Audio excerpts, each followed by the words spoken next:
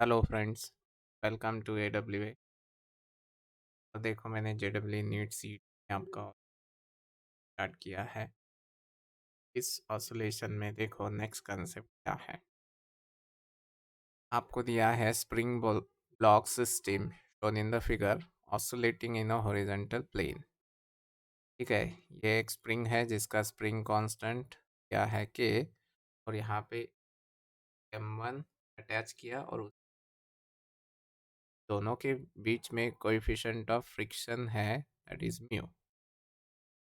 आपको बोला है find find maximum amplitude of oscillation. Maximum amplitude कितना होगा oscillation, so that both body oscillate together as a unit. यानी दोनों बॉडी क्या करेंगी, ऑसिलेट करेंगी। ठीक है, तो उसके लिए आपको बोला है एम्पलीट्यूड कितना रहेगा। ठीक है, मैक्सिमम एम्पलीट्यूड कितना रहेगा, तो आपको पता है दैट इज, यहाँ पे देखो कि कोएफिशिएंट ऑफ फ्रिक्शन कितना है, दैट इज म्यू है। तो maximum acceleration of the system, that is A max of the system should be greater than और equal to, that is mu. Mu यानी coefficient of friction into accel gravity. ठीक है, maximum acceleration जो है system का वो less than होना चाहिए म्यू इंटू जी से। ठीक है, क्योंकि आपको पता है normal reaction n is equal to क्या लिख सकते हो, म्यू, सॉरी, जो भी फ्रिक्शनल फोर्स रहता है वो फ्रिक्शनल फोर्स रहता है mu times normal reaction, that is mu times normal reaction यानी मास इंटू एक्सेलरेशन ग्रेविटी। यहाँ पे मैं ऐसे कह सकता हूँ ये मास इंटू म्यू जी, तो ये हो गया effective acceleration of the system. क्योंकि आपको पता है F इज इक्वल टू क्या होता है, M इंटू ए होता है। तो ये जो भी सिस्टम है उस जो SHM परफॉर्म कर रही है उसका एक्सेलरेशन ये लेस देन और इक्वल टू अगर म्यू जी है, तो वहाँ पे वो दोनों कंबाइन एज ए यूनिट की तरह ऑसिलेट होंगे। तो ए मैक्स का फॉर्मूला पता है आपको, omega square a should be less than और इक्वल टू म्यू जी। तो a should be less than और equal to mu ji upon omega square. ठीक है, लेकिन आपको पता है कि omega square is equal to k by m होता है, लेकिन यहाँ पे दोनों का मास यानी M1 प्लस M2। ठीक है, M1 प्लस M2। तो यहाँ पे मुझे बोलो कि ए की वैल्यू कितनी रहेंगी, that is A should be less than और equal to mu ji upon A upon M1 plus M2 रहेगा एम्पलीट्यूड। ठीक है, अगर आपको ओमेगा चाहिए था तो ओमेगा शुड बी, यहाँ से ही देखो, ओमेगा स्क्वायर लेस देन और equal to G upon A होता है। Omega equal to less than और equal to of G upon A. ठीक है, ये क्या है, that is omega angular frequency, ये रहेगा एम्पलीट्यूड। ठीक है, बाद में देख, नेक्स्ट क्वेश्चन मोस्ट इम्पॉर्टेंट है, क्या कहा है, that is spring mass system is oscillating in a vertical direction। ये है स्प्रिंग, ये है मास, ये ऑसिलेट कर रही है vertical direction. as shown, then find the condition for which block will leave its contact। जो भी ब्लॉक है ये देखो, यहाँ पे एक सिस्टम है, ठीक है, और इसके ऊपर ये ब्लॉक है अटैच किया। आपको बोला है कि ये स्प्रिंग मास सिस्टम दिया है जो ऑसिलेट कर रही है वर्टिकल डायरेक्शन। आपको पूछा है then find the condition, condition पूछा है for which block will leave its contact. जो भी ब्लॉक है इसका कांटेक्ट लीव करेगा। ये बोलो ये कौन सी पोजीशन है, दैट इज मीन पोजीशन। तो जब बॉडी मीन पोजीशन पे है, net force is equal to 0 होता है। तो इस बॉडी के ऊपर एक रहेगा mg वर्टिकली डाउनवर्ड डायरेक्शन में, और एक रहेगा normal reaction vertically upward direction. तो बॉडी कहाँ पे है, मीन। आपको पता है that is n is equal to mg। इसको बैलेंस किया है, ठीक है। अब देखो, जब बॉडी पॉजिटिव एक्सट्रीम पोजीशन पे जाएगी तो ऑब्वियसली इसका वेट वर्टिकली डाउनवर्ड डायरेक्शन में ही रहेगा, नॉर्मल जो है वो अपवर्ड डायरेक्शन में ही रहेगा। लेकिन इस बॉडी के ऊपर एक्सेलरेशन रहेगा कि नहीं। यहाँ पे मीन पोजीशन पे एक्सेलरेशन 0 है, लेकिन यहाँ पे एक्सेलरेशन रहेगा। और एक्सेलरेशन कैसे रहेगा, डाउनवर्ड डायरेक्शन में। और मैक्सिमम डिस्प्लेसमेंट है तो एक्सेलरेशन कितना रहेगा, ओमेगा स्क्वायर ए। तो F net is equal to mass into accel, तो भी फोर्स एक्ट हो रहा है। तो F net is equal to mass into acceleration. तो एफ नेट कैसे रहेगा, तो एफ नेट की डायरेक्शन है डाउनवर्ड, ठीक है। तो M G positive N negative, तो इसीलिए एफ नेट को लिखोगे M G minus N, M G minus N is equal to A की वैल्यू क्या है, ओमेगा स्क्वायर ए। आपको मिलेगा एम ओमेगा स्क्वायर ए। तो यहाँ से एन इज इक्वल टू, इसको इधर भेजो तो एन इज इक्वल टू क्या मिलेगा, M G minus M omega square. Similarly जब बॉडी नीचे निगेटिव एक्सट्रीम पोजीशन पे जाएंगी, इसका एक्सेलरेशन कैसे है, अपवर्ड डायरेक्शन में, M G downward, normal reaction upward. तो F net is equal to M A, again acceleration क्या है, एम ओमेगा स्क्वायर ए, और यहाँ पे रहेगा N minus M G. N क्या आएगा, M G plus M omega square A. तो मुझे बोलो यहाँ पे condition for losing the contact, अगर नॉर्मल रिएक्शन 0 होती है, नॉर्मल रिएक्शन 0 होती है या निगेटिव होती है, तो बॉडी क्या करेंगी, लूज करेंगी कांटेक्ट। नॉर्मल रिएक्शन 0 कब रहेंगी, मैं ऐसे कह सकता हूँ, ये देखो यहाँ पे कंडीशन। नॉर्मल रिएक्शन क्या चाहिए, n should be less than और इक्वल टू 0। तो कंडीशन क्या बनेंगी, that is condition for losing the contact, that is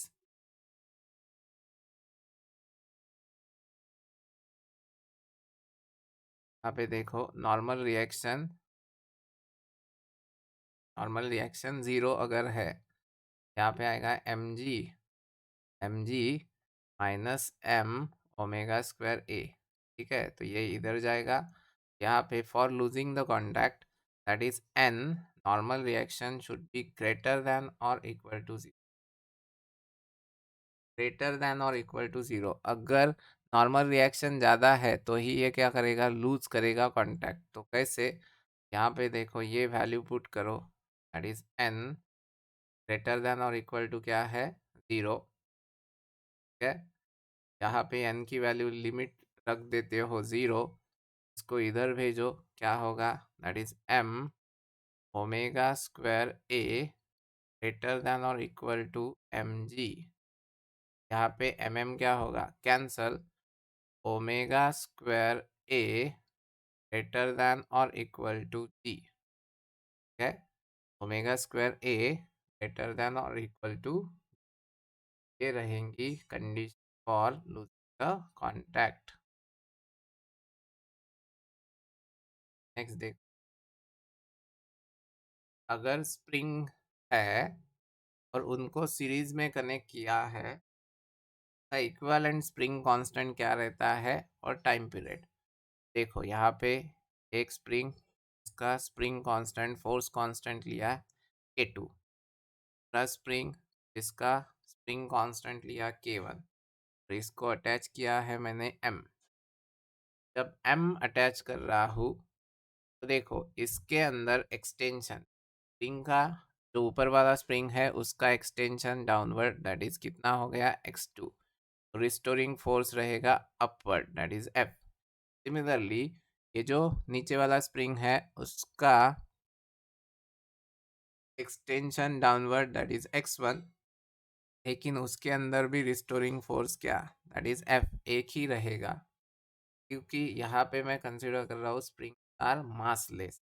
तो कंबाइन टोटल स्प्रिंग की बात करता हूँ तो दोनों का डिस्प्लेसमेंट, तो टोटल फोर्स है F और displacement x is equal to x1 plus x2, और वो कैसे रहेगा नीचे। मैं ऐसे लिख सकता हूँ x total displacement is equal to x1 plus x2, ठीक है, प्लस x। तो मुझे बोलो, आपके पास फॉर्मूला है that is that is F is equal to k x magnitude की टर्म में, नहीं भी लिया तो भी वो कट ही होता है। तो x is equal to F upon k. मुझे बोलो ये है टोटल के लिए, यहाँ पे माइनस लिया है, माइनस भी लेते हो तो भी चलेगा क्योंकि वो कैंसिल ही होता है।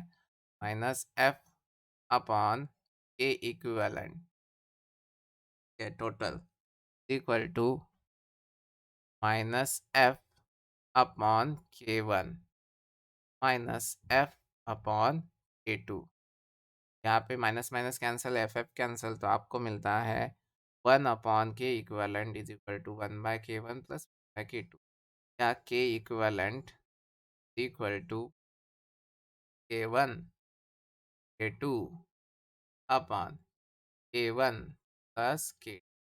अगर ये फॉर्मूला कब लेना है, दो ही स्प्रिंग है तो ही है, और आपको पता है time period t is equal to 2 by omega होता है, तो t is equal to 2 by omega की value root of k by m, तो m ऊपर भेजो तो t इज इक्वल टू आएगा 2 by root of m upon k। अगर कॉम्बिनेशन ऑफ स्प्रिंग है तो नीचे आएगा k इक्वल, ठीक है। स्प्रिंग कैसे कनेक्ट किए थे सीरीज में, अगर स्प्रिंग को कनेक्ट कर देता हूँ पैरेलल में, देखो ये एक स्प्रिंग, ये दूसरा स्प्रिंग, तो यहाँ पे अटैच किया है m मास ब्लॉक, यहाँ पे क्या होगा मुझे बोलो कि ये जो स्प्रिंग 1 और स्प्रिंग 2 है तो उनके लिए जो एक्सटेंशन है वो क्या रहेगा, दैट इज सेम, इस दोनों के लिए एक्सटेंशन, लेकिन इनके अंदर जो फोर्स है तो इसके अंदर रिस्टोरिंग फोर्स F1 और दूसरे स्प्रिंग के अंदर F2, तो टोटल जितना डाउनवर्ड फोर्स रहेगा, टोटल जितना डाउनवर्ड फोर्स रहेगा उतना ही क्या रहेगा अपवर्ड फोर्स, कह सकता हूँ। मुझे बोलो यहाँ पे दोनों स्प्रिंग का एक कंबाइन इक्विवेलेंट जिसके अंदर जो फोर्स है वो कितना होगा F1 plus F2, F1 plus F2। आप कहोगे F is equal to F1 plus F2, तो मुझे बोलो F के जगह minus k equivalent into x is equal to F1 के जगह minus k1 into x minus F2 जगह k2 into x minus k2 into x. X common निकाल के क्या होगा, कैंसिल होगा, यहाँ पे आएगा k equivalent equal to k1 plus k2, आएगा k1 प्लस k2। तो यहाँ पे time period t is equal to 2 by root of m divide by k equivalent, ठीक है। क्वेश्चन कैसे आते हैं,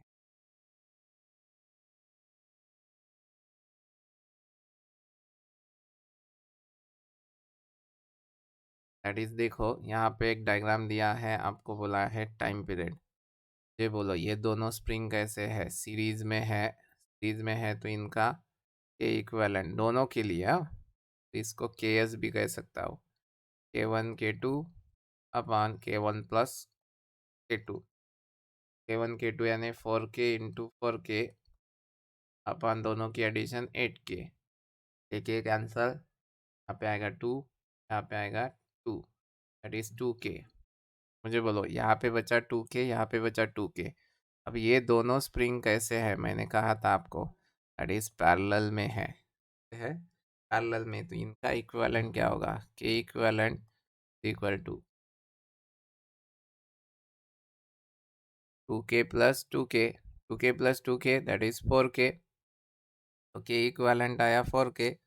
टाइम पीरियड कितना आएगा, t is equal to 2 pi root of m upon k equivalent.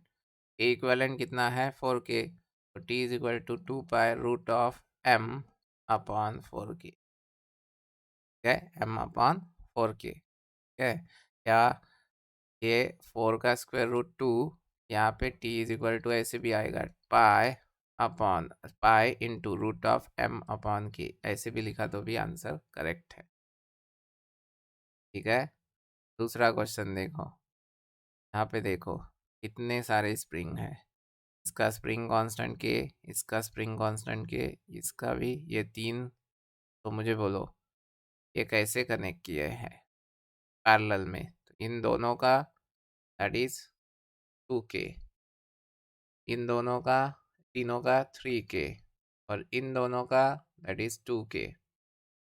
यहाँ पे आएगा 2k 3k 2k। अब ये कैसे है सीरीज में, 1/k equivalent is equal to 1/k1 यानी 2k प्लस 1/k2 यानी 3k प्लस 1/k3 यानी 2k। मुझे बोलो क्या आएगा इसका रिजल्टेंट, तो 1/2k प्लस 1/2k, तो यहाँ पे आएगा 1/k। ठीक है, प्लस 1/3k, करो calculation, 3k plus k 4k upon क्या आएगा, दैट इज 3k स्क्वायर। तो एक के कैंसल, 4/3, यह है 1/k इक्वेलेंट की वैल्यू। आपको चाहिए के इक्वेलेंट, तो क्या आएगा उसका उल्टा 3k/4। इसीलिए टाइम पीरियड का formula t is equal to 2 pi root of m upon k equivalent. K equivalent कितना है 2 pi root of m upon k equivalent कितना है 3k/4, ऊपर जाएगा 2 pi root of 4m upon 3k, 4m/3k, या 4 का square root बाहर, तो ये 4 पाई रूट ऑफ m/3k। ठीक है, ये रहेगा time period of oscillation. Clear हुआ क्या। के बाद में मोस्ट इम्पॉर्टेंट रिलेशन देखो, ये है स्प्रिंग, उसका स्प्रिंग कांस्टेंट k1, इसको मास कनेक्ट किया m, तो इसका time period of oscillation t1। दूसरा स्प्रिंग, स्प्रिंग कांस्टेंट k2, मास कनेक्ट किया m, टाइम पीरियड है t2। तीसरा स्प्रिंग, अगर दोनों स्प्रिंग को सीरीज में कनेक्ट किया, ठीक है, तो इसका स्प्रिंग कांस्टेंट k1, इसका स्प्रिंग कांस्टेंट k2, मास वही है, तो टाइम पीरियड कितना रहेगा ये चाहिए। दो स्प्रिंग थे तो सीरीज में, तो आपको पता है कि के इक्वालेंट कैसे रहता है, 1/k equivalent is equal to 1/k1 plus 1/k2। अब मुझे बोला आपको पता है k is equal to m omega square पता है, तो टोटल कॉम्बिनेशन का m omega square is equal to 1/k1 के लिए m, मास तो सेम ही कनेक्ट किया है, m into omega 1 square plus 1/m into omega 2 square, तो ये m कैंसल। लेकिन आपको ये भी पता है ओमेगा इज इक्वल टू 2 पाई/t, ओमेगा का स्क्वायर क्या होगा 4 पाई स्क्वायर/t स्क्वायर, 4 पाई स्क्वायर/t1 स्क्वायर, 4 पाई स्क्वायर/t2 स्क्वायर, ये 4 pi square 4 pi square 4 pi square cancel, तो ये आएगा टी स्क्वायर ऊपर, तो ऐसे आएगा T square is equal to t1 square plus t2 square. मुझे बोलो t is equal to root of t1 square plus t2 square, समझ में आया, t1 square plus t2 square. तो t is equal to square root of, इसका time period पता होना चाहिए, इसका टाइम पीरियड पता होना चाहिए, आप इजीली निकाल सकते हो। तो ये फॉर्मूला याद रखने का मोस्ट इम्पॉर्टेंट है।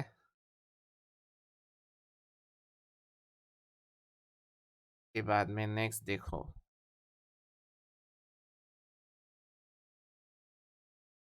इम्पॉर्टेंट है आपके लिए ये।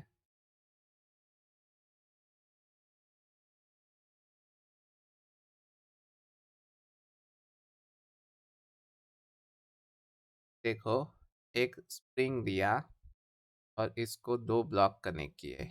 एक का ब्लॉक है, एक ब्लॉक का मास है m1 और दूसरे ब्लॉक का मास है m2। रेस्ट पे आपको बोला है spring mass system is at rest as shown if we remove block m2। अगर ब्लॉक m2 को रिमूव करते हो तो ठीक है, विदाउट डिस्टर्ब m1 को डिस्टर्ब किए बिना m2 को रिमूव कर रहे हो, then find time period and amplitude of oscillation. Find क्या करना है? Time period and amplitude of oscillation. देखो इसको कैसे सॉल्व करता हूँ। अगर ओनली स्प्रिंग कनेक्ट करता हूँ, ये रहेगा स्प्रिंग, ठीक है, और यहाँ पे कुछ भी कनेक्ट किया नहीं है, ठीक है, ये नेचुरल लेंथ होगी इसकी। अब जब मैं उसको m1 और m2 दोनों कंबाइन करता हूँ तो ऑब्वियसली स्प्रिंग की लेंथ क्या होगी? बढ़ेगी। तो मैं कहता हूँ स्प्रिंग की लेंथ बढ़ गई है x से। स्प्रिंग की लेंथ बढ़ गई है x से। तो मुझे बोलो इन दोनों का वेट नीचे कितना रहेगा? m1g plus m2g। तो इसके अंदर एक रिस्टोरिंग फोर्स डेवलप होगा। रिस्टोरिंग फोर्स रहेगा F इज इक्वल टू के इंटू एक्स। तो इस डायग्राम के लिए मैं ऐसे कह सकता हूँ क्या?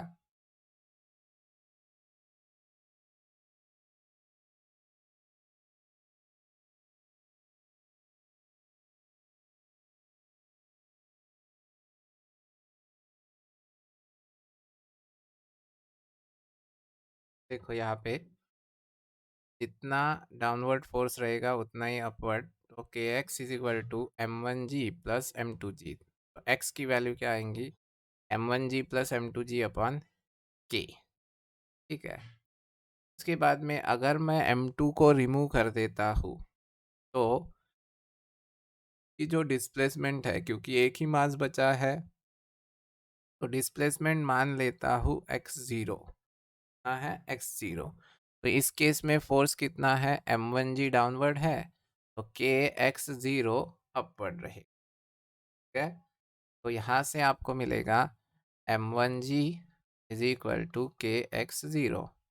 तो x0 is equal to m1g upon के, ठीक है, क्योंकि स्प्रिंग तो सेम ही है तो के सेम रहेगा। अब मुझे बोलो यहाँ पे आपको क्या पूछा है? दैट इज आपको पूछा है एम्पलीट्यूड। तो एम्पलीट्यूड यानी कैसे? तो मुझे बोलो जब दोनों ब्लॉक अटैच है तो यहाँ पे पोजीशन थी, जैसे इसको रिमूव करूँगा तो ये ऊपर जाएगा कि नहीं और ऑसिलेट होगा, क्योंकि m1 m2g इतना फोर्स आप रिमूव कर रहे हो तो ये स्प्रिंग क्या करेगा? ऑसिलेट करेगा। और ये है न्यू मीन पोजीशन क्योंकि m1 ही बचा है। तो एम्पलीट्यूड कितना रहेगा? तो इस x में से इस x0 को निकाल दो, वो रहेगा एम्पलीट्यूड। समझ में आ रहा है क्या? m2g फोर्स अगर निकाल दिया तो ऑब्वियसली ये ऊपर जाएगा तो ये ऑसिलेट करेगा। तो amplitude is equal to x minus x0। x की वैल्यू थी ये, तो m1g अपॉन के स्प्लिट कर देता हूँ प्लस m2g अपॉन के माइनस m1g अपॉन के। तो ये क्या होगा? कैंसल। तो एम्पलीट्यूड कितना आया? m2g अपॉन के। तो एम्पलीट्यूड कितना आया? दैट इज m2g अपॉन के आया, m2g अपॉन के।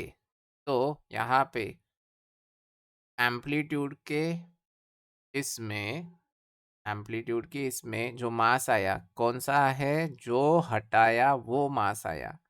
इस मास को आपने हटाया है वो आया है m2g अपॉन के। समझ में आया क्या? कि जिस मास को आपने हटाया है तो वो mass into acceleration due to gravity divide by k, ये रहेगा एम्पलीट्यूड। और टाइम पीरियड ऑफ ऑसिलेशन अगर निकालना है तो जो मास कनेक्ट है वो आएगा, that is t is equal to 2 pi root of m1 upon k. है तो जो मास ऑसिलेशन कर रहा है वो यहाँ पे रहेगा टाइम पीरियड के फार्मूला में, और एम्पलीट्यूड की फार्मूला में जो मास हटाया है वो रहेगा m2g अपॉन के। क्लियर हुआ क्या ये? है तो ये रहेगा टाइम पीरियड और एम्पलीट्यूड का फॉर्मूला। नोट डाउन करो इसको।